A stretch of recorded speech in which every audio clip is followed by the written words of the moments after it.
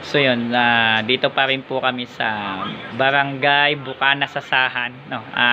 Freedomville. So kanina maraming salamat po do sa client namin doon kay ano pangalan ng kliyente natin? Hindi ko kakilala yun, Will, no? Hindi ko kilala yung pero ni-refer siya by Santa Susi. Maraming salamat po do sa pagre-refer ng client, no.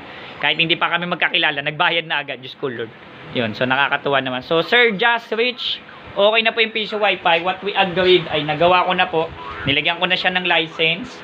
Working na siya. Tatransfer ko na lang po sa inyo. Pwede na po siyang gamitin. Ilalagay na lang po ipupwesto na lang po at lagyan na lang cage. Okay na po siya. Itatransfer ko na lang yung license sa inyo. Yun. So pwede good to go na po ito. Pwede na. So ang kulang na lang pala nito tarpaulin. Kung order kayo ng tarpaulin, walang problema. Next naman ay ano pa ba? Ayun, so i-set up na lang ninyo.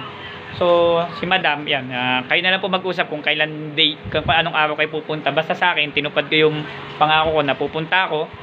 Iayusin ko siya for pag may extra time.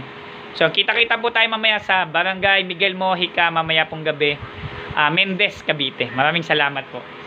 Shoutout kay kay Ma'am Ruth Doran, no, nasa Cabanatuan. Maraming salamat po.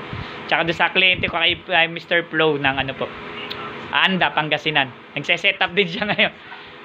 Doon sa kliyente ko na taga Bukana sa Sampurok 5, kahit hindi kita kilala, maraming salamat sa iyo.